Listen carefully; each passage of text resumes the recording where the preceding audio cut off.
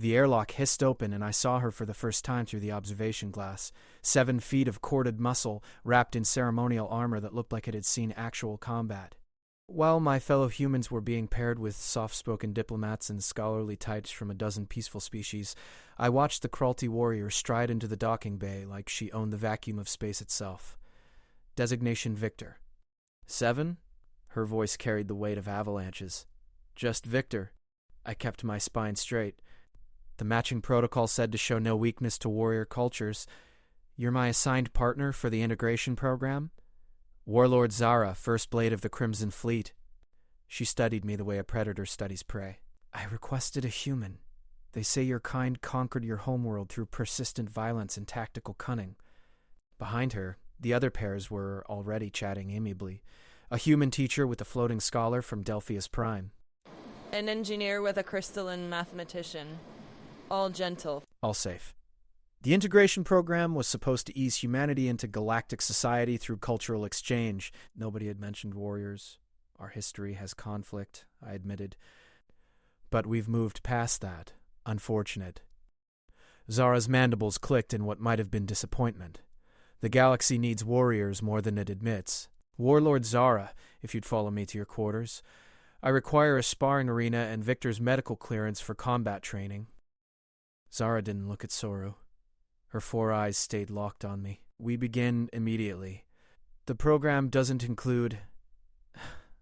Then the program is insufficient. Zara's hand moved to the ceremonial blade at her hip. Not a threat, just a fact. My people judge worth through strength. If I am to understand humans, I must test this one. Soru's chromatophores flashed distress colors. Perhaps we could arrange a cultural discussion instead. I accept. The words left my mouth before my brain caught up. Something in Zara's gaze demanded it. Not respect, exactly. Recognition. Zara's mandibles spread, and what I'd learned was a smile. Excellent! The human has courage or stupidity. We will discover which. 3 days later, I could barely lift my arms. Zara's idea of training involved weighted combat forms that felt like they'd been designed to kill moons. But I showed up every morning at 060 ship time, and she nodded approval when I didn't quit. Your kind is weaker than mine, she observed on the 4th day, but you recover faster. Adapt. Interesting. We're persistent. I blocked her practice strike, knowing she could have broken through if she wanted. Humans don't win fights by being strongest. We win by refusing to stop. I see this now. The other integration pairs were touring art galleries and attending symposiums on harmonic philosophy. Zara and I spent our time in the combat arena, and slowly, between bruises, we talked. She told me about the Kralti honor system. I explained human military history, our wars and truces, and complicated relationship with violence. Your species feels shame about your warrior past, Zara said one evening, watching me ice my shoulder. Why? Because we hurt each other. We nearly destroyed ourselves. But you chose not to. She set down her practice blade. That is not weakness. That is the hardest victory. I'd never thought about it that way. The integration program's first major event was a cultural showcase where each pair would present their findings to the Galactic Council. Most humans prepared lectures or art displays. Zara had different ideas. We will demonstrate combat philosophy, she announced 2 weeks before the event. They're expecting academic presentations. Then they will be surprised. Her mandibles clicked with amusement. Combat is how my people communicate our deepest truths. If I am to show them what I've learned of humans, we fight. The program coordinators nearly had collective fits. Soru filed formal complaints. The Human Diplomatic Corps sent concerned messages. But the council had approved Zara's participation, and Kralti customs were protected under integration law. You're sure about this? I asked, the night before our demonstration.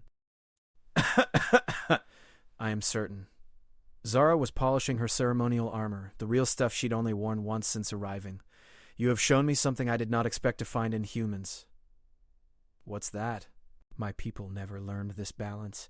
We are always warriors, even when it destroys us. She looked at me directly, all 4 eyes serious. Tomorrow, I will show the council what I have discovered.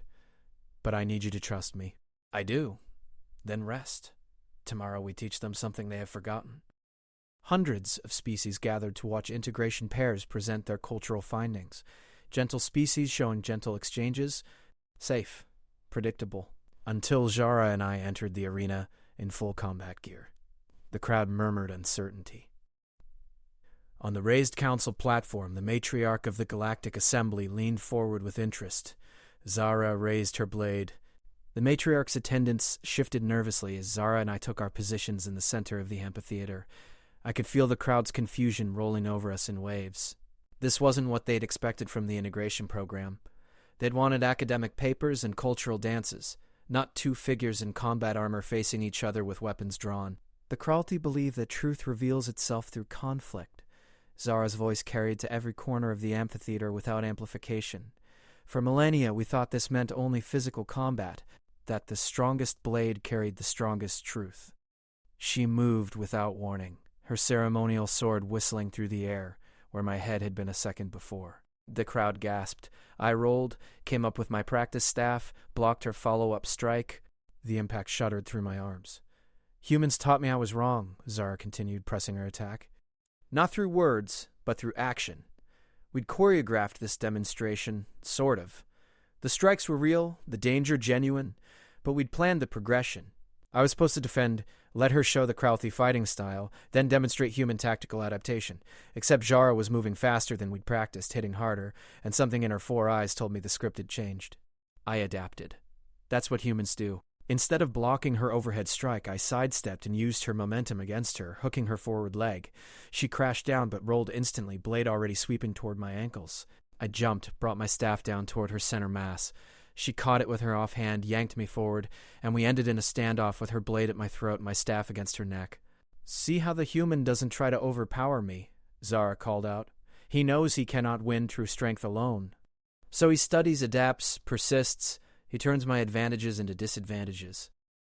We separated, began circling. My heart hammered, but my mind was clear. This was the point where we were supposed to discuss philosophy, but Zara wasn't talking anymore. She was coming at me like the warrior she was born to be, and I suddenly understood what she was really demonstrating.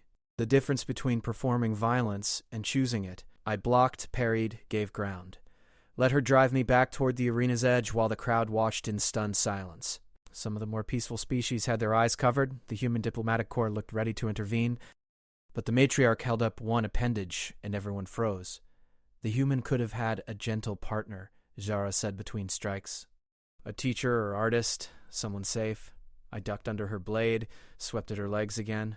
This time she was ready, jumped my sweep, landed with her sword point driving down. I rolled desperately away. Instead he got me, a warrior. A killer. Her next strike came so close, I felt the wind of it. Every day for 3 weeks, I've pushed him to his limits, tested him, hurt him during training. The crowd was absolutely silent now. Even the nervous shuffling had stopped. Do you know what he did? Zara's voice carried genuine wonder. He came back. Every morning. Not because he enjoyed pain or sought glory, because he understood something my people forgot. I saw my opening. As Zara committed to a heavy downward strike, I stepped inside her reach, trapped her sword arm, and locked her in a restraint hold I'd learned from human military training. For 3 seconds I held a Kralti warlord immobilized. Then she tapped her free hand against my arm twice. Yield. I released her immediately, stepped back. Lowered my weapon. The crowd erupted in confusion. Kralti didn't yield. It was against every cultural protocol they had. That, Zara said, turning to face the council, is what I learned from humans. The strength to stop fighting when you've proven your point. The wisdom to choose peace when you could choose victory. She removed her helmet, a gesture of deep significance in Kralti culture. My people have been at war for 300 generations. We are mighty. We are feared. We are dying. Her mandibles trembled slightly. Because we never learned what this human knows instinctively, that true strength includes knowing when not to use it. The matriarch rose from her seat, her crystalline body refracting the amphitheater lights into rainbow patterns. Warlord Zara, you requested a human partner specifically. This was not random assignment. Zara stood straighter, accepting whatever consequences came. I claimed to want peaceful cultural exchange. In truth, I sought to understand why the Galactic Assembly rejected the Kralti's petition for membership 3 times. Why you called us too dangerous to join. Murmurs rippled through the council. The human diplomatic corps looked ready to have simultaneous heart attacks. This was not going according to anyone's plan except apparently Zara's. I thought you were hypocrites, Zara continued. Soft species afraid of warrior cultures. But after 3 weeks with Victor, I understand. You did not reject us for being warriors. You rejected us for being unable to choose anything else. She turned to me, placed one clawed hand over her chest in a cruelty salute of respect. This human showed me every day that strength without wisdom is just violence. That refusing to fight when you could win is not weakness, it is evolution. The matriarch descended from her platform, moved across the arena with liquid grace. She stopped between Jara and me, studying us both with eyes that had seen the rise and fall of civilizations. Victor of Earth, she said, did you know about Warlord Zara's deception? No, matriarch. Yet you trained with her anyway, allowed her to test you, hurt you, push you beyond your limits. She needed to understand something, I said, and I needed to show her that humans aren't what our history suggests. That we changed. And you, Warlord Zara. The matriarch's voice carried a weight I couldn't quite identify. What exactly have you learned? That my people's greatest strength is also our greatest weakness.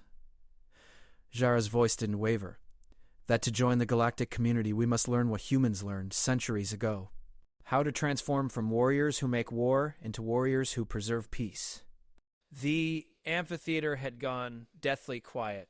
This was more than a cultural demonstration now. This was something political, something bigger than the integration program. The matriarch was silent for a long moment. Then she smiled, an expression that looked strange on her crystalline features, but somehow conveyed warmth anyway. The cruelty petition for assembly membership has been rejected 3 times, she said, her voice carrying to every corner of the space. Perhaps it is time to reconsider. If a warlord can learn wisdom from 3 weeks with a human, perhaps there is hope yet. Around the amphitheater, representatives from dozens of species began to talk at once. The cruelty delegation in the viewing stand stood as one, their armor rattling in what I'd learned was their version of applause. The integration program exists for exactly this purpose, the matriarch continued, to transform our understanding of each other, to find common ground where we thought none existed. Warlord Zara, you deceived us, yes. But you also proved something important. That change is possible, even for species who have warred for millennia. She turned to address the full council. I propose we extend the cruelty integration period by 6 months. Let more of their warriors train with humans. Let us see if what has grown between Victor and Zara can be replicated. My brain was still catching up with what was happening when Zara dropped to one knee, placing her sword flat on the ground before the matriarch. Complete surrender of arms. I'd read about this gesture. It was the highest form of respect in cruelty culture, reserved for moments when a warrior recognized a truth greater than combat. On behalf of my people, Zara said, her voice thick with emotion I didn't know cruelty could express, I accept. The measure passed by a narrow margin, with several pacifist species abstaining rather than supporting direct integration with a warrior culture. But it passed. That night, after the celebration and formal proceedings, Zara and I stood on the observation deck watching stars slide past the station's windows. I risked everything, she said quietly. My honor, my position, potentially my life. If the council had rejected us again, my people would have considered me a failure. I would have been exiled. Why take that risk? Because I met a human who refused to quit even when I hurt him. Who got stronger every day instead of giving up? Who showed me that my people's worship of strength was hollow, because we'd forgotten what strength actually serves. She looked at me with all 4 eyes. You taught me that warriors exist to protect peace, not destroy it. That lesson was worth any risk. I'm just one human, I said, not special. That is what makes it powerful. Zara's mandibles clicked softly. If one ordinary human can teach an old warrior new truths, perhaps anything is possible. We stood in companionable silence, watching the stars. Somewhere below, other integration pairs were probably having gentle philosophical discussions over tea. And maybe that was important too, in its way. But sometimes I thought, the galaxy needed warriors willing to learn from each other. Needed the collision of different kinds of strength to forge something new. The integration program hadn't known what it was creating when it paired a human with a cruelty warlord. Neither had we. 6 months turned into a year. The extended integration program brought 50 more cruelty warriors to the station, each paired with a human volunteer. Some matches failed spectacularly. Warrior cultures and human stubbornness don't always mix well. But enough succeeded that the council agreed to a provisional membership for the cruelty dominion. Zara was appointed as cultural liaison, a position that would have been unthinkable for a warlord before. I stayed on as her partner, officially titled as Integration Specialist, which was a fancy way of saying I kept training with her while helping translate between warrior thinking and diplomatic protocol. The real test came 9 months into the program when the Kralti delegation was invited to their first council security briefing. A minor border conflict had erupted between two member species, threatening to escalate. The council was debating sanctions and peacekeeping forces. Jara sat through 2 hours of discussion without speaking, her 4 eyes taking in every argument. I watched from the observation gallery, knowing she was struggling. Everything in her culture screamed to offer military solutions, to suggest overwhelming force to solve problems the way Kralti always had. Then a young council member from Pleios 3, barely 20 standard years old, stood and suggested a resolution that involved completely withdrawing from the disputed sector. If we show we have no territorial ambitions, he argued, the conflict will resolve itself. I saw Jara's claws dig into the armrest of her chair, saw her mandibles tighten. This was the moment. Would she speak as a warrior, or as someone who'd learned a different way? If I may, Jara's voice was carefully controlled. The council turned to her, some faces showing apprehension. I agree that showing peaceful intent is important, but complete withdrawal sends a different message. It says we are afraid to act, that we abandon those in need. Several council members bristled. This was exactly the kind of aggressive thinking they worried about from Kralti. However, Zara continued, and I could hear the effort in her voice, my human partner taught me that strength has many forms. What if we maintain a presence but make it clearly defensive? Sir, we will protect refugees without claiming territory, be strong enough to keep peace without imposing our will. The young Pleiadian representative looked skeptical. How is that different from military occupation? Because we invite both sides to participate in the peacekeeping force, Zara said. Make them responsible for their own peace. Give them a path to strength that doesn't require victory over each other. The chamber went quiet.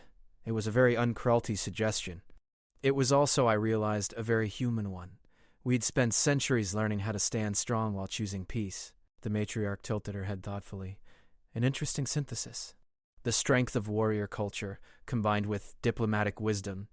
Counselor Jara, would the Kralti Dominion be willing to contribute forces to such a peacekeeping mission?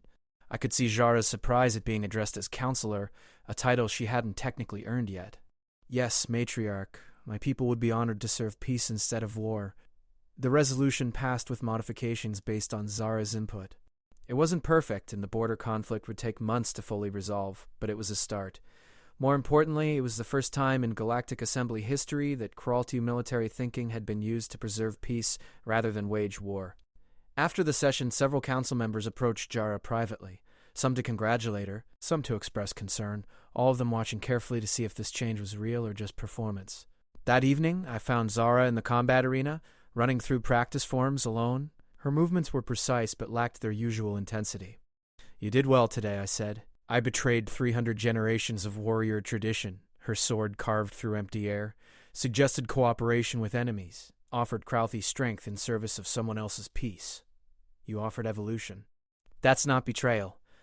My people won't see it that way. Some already call me the soft blade. An insult among warriors! I picked up a practice staff, moved to face her. But you did it anyway, because the alternative is extinction. Jara lowered her sword. My people are dying, Victor. Not in glorious battle, but slowly, as the galaxy moves forward without us. We can evolve or vanish. Those are the only choices. That's not nothing. No. She raised her blade again, came at me with a combination I'd learned to counter 3 months ago. But it's terrifying. To be the one who changes everything. To risk that the change is wrong. We sparred for an hour, not talking, just moving. It was how we processed difficult things. Zara through combat, me through persistence.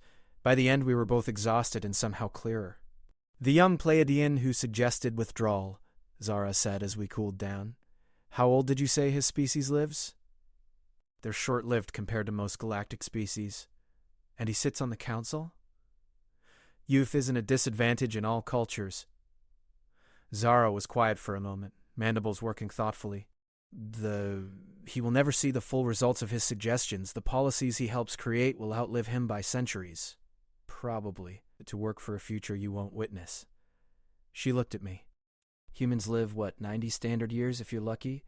About that. And yet you plan for centuries. Build things that will outlast you. Fight for principles that benefit people not yet born. My people live 300 years, Zara said softly. We should understand long-term thinking better than anyone.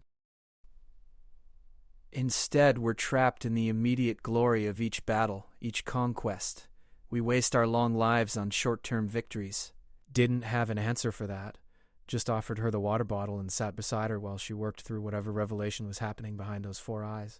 3 days later, Zara requested a formal audience with the full Kralty delegation. I went as her partner, though I had no speaking role. Just stood beside her as she faced the 30 senior warriors who represented her people's interests on the station. I have broken faith with our traditions, Zara began, and I felt my stomach drop. This sounded like a resignation speech. I have suggested cooperation over conquest, peace over glory, service over dominance. The senior warriors watched her with expressions I couldn't read. Kralty faces weren't made for subtlety. I believed I was weak, Zara continued, that I had dishonored our ancestors by choosing a different path. But my human partner helped me understand something crucial. She paused, and I could see her gathering courage. Our ancestors weren't wrong to value strength. But they lived in a different galaxy. They fought enemies who only understood force. We face a different challenge now. One of the senior warriors, a massive male named Krath who commanded a fleet, spoke up. You suggest our ancestors' wisdom is obsolete? I suggest it's incomplete. Zara didn't back down. They taught us to be unstoppable in battle. But they never taught us what to do when battle itself becomes obsolete, when strength alone isn't enough. Nothing is greater than strength, another warrior growled. Then why are we dying? Zara's voice cracked like a whip. Why does the Kralty Dominion shrink every generation while the galaxy grows without us? Why do our fleets sit idle while our colonies fail? Why do our warriors grow old without purpose? Silence fell over the chamber. These were questions no one had dared ask so directly. Humans faced the same crisis, Zara said. They mastered war so completely they nearly destroyed themselves. They had to evolve or die. They chose evolution. They transformed from warriors who conquered their world into warriors who explored the stars. From strength that dominated into strength that protected. She turned to me, and I suddenly understood why she'd asked me to come. Victor, tell them. How did humans make that choice? Every Kralty eye in the room fixed on me. My mouth went dry. We almost didn't, I said honestly. We came within hours of nuclear annihilation multiple times. The choice wasn't easy or clean. A lot of people died while we figured it out. But you did figure it out, Zara pressed.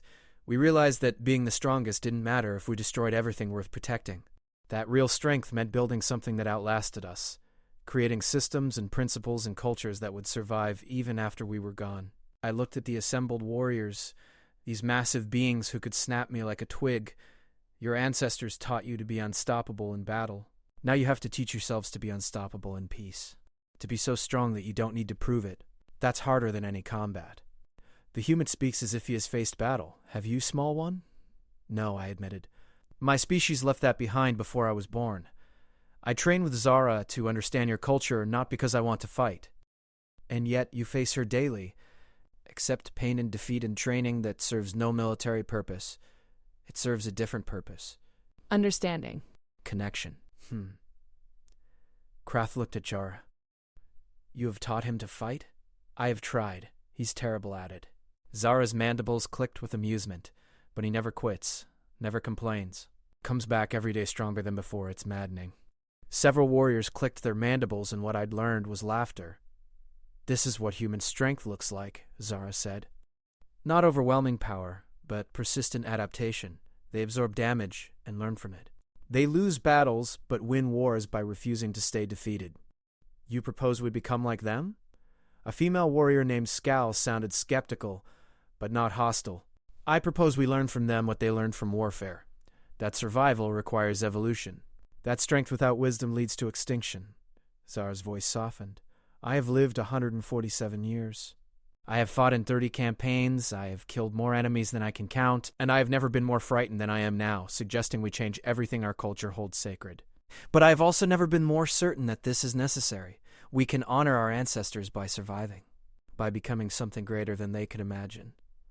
Or we can die gloriously, the last generation of mighty warriors in a galaxy that moved on without us.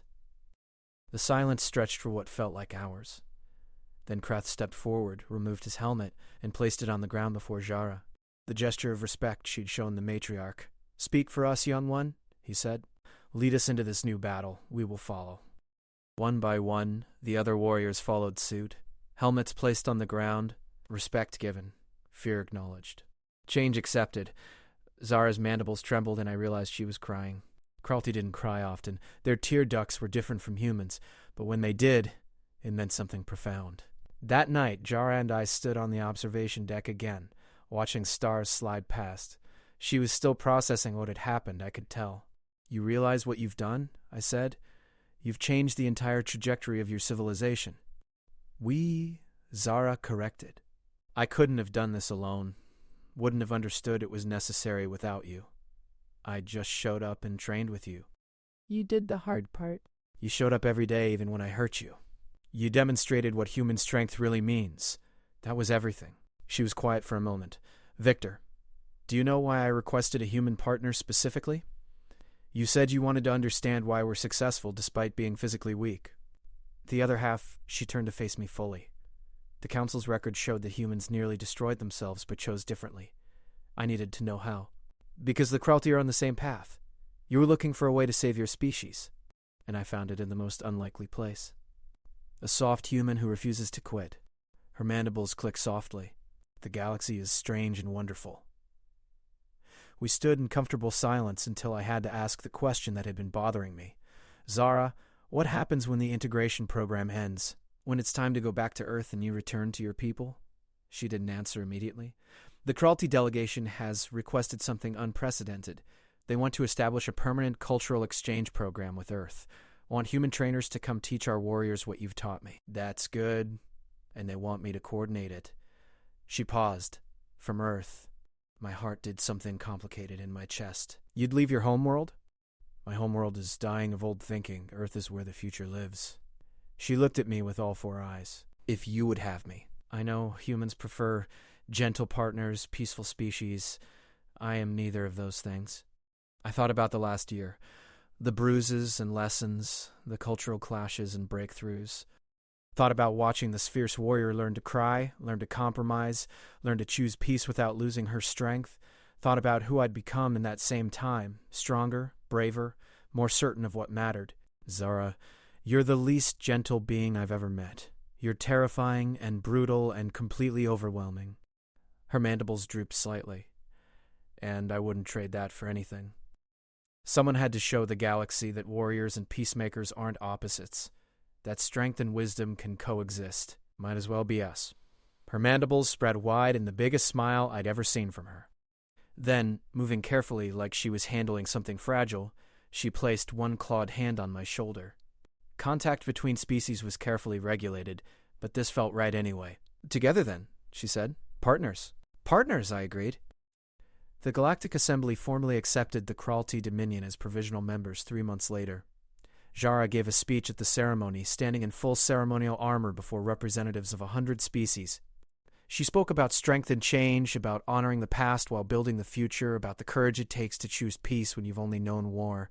But the moment that mattered most to me came after, when a Kralti child no more than 30 standard years old approached us nervously. "Counselor Zara," the young one said, their voice barely audible, "I want to be strong like you, to serve our people with honor."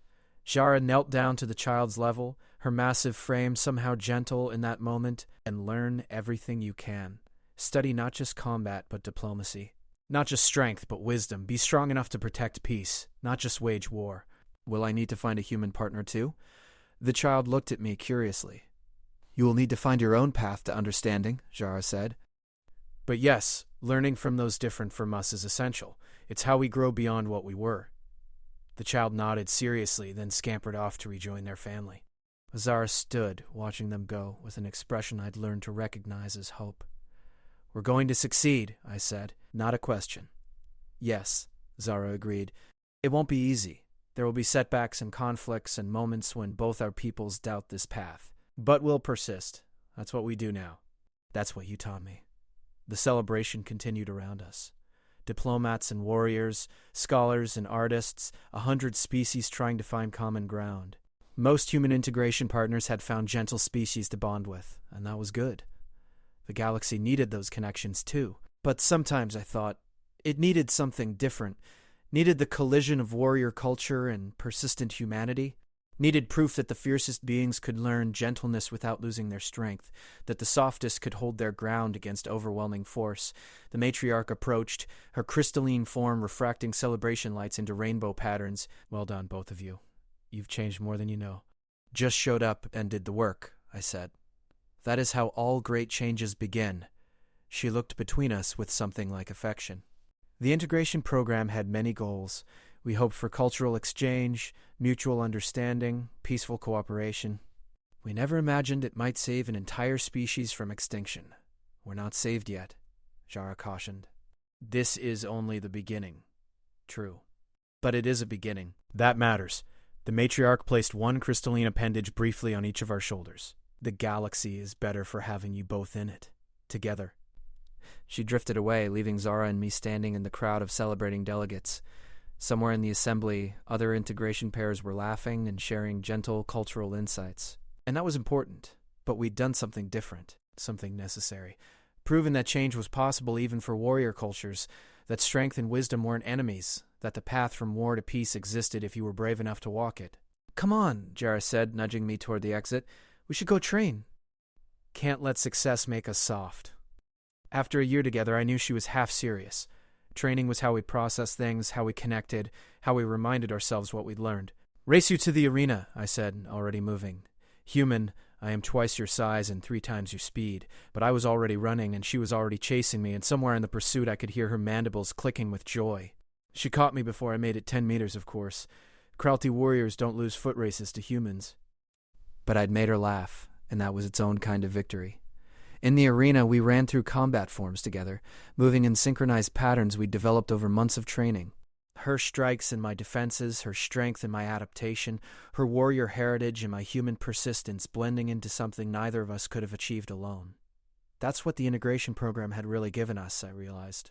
Not just cultural exchange, but synthesis. The creation of something new from 2 very different approaches to existence. Others would build on what we'd started. More Kralty would learn from humans, more humans would train with warriors. The changes would ripple outward through both civilizations and beyond, teaching the galaxy that strength had many forms and peace required all of them. But tonight, it was just us. A human and a warrior, partners who'd found in each other exactly what they needed. Everyone else had gotten gentle partners who taught them safe, comfortable lessons. I'd gotten Zara, and she'd taught me that real strength meant choosing when to fight and when to stop. That honor existed in restraint as much as action. That the fiercest warriors made the strongest peacemakers if they could learn wisdom to match their power. And judging by the way the alien queen had smiled during Zara's council speech, by the way the matriarch had supported our unlikely partnership from the start, I suspected this had been the plan all along. They'd needed someone to prove change was possible for warrior cultures. They just needed the right human stupid enough to train with a Kralty warlord every day until both of us learned what strength really meant. Again, Zara said, raising her practice blade. Again, I agreed, raising my staff. And we began.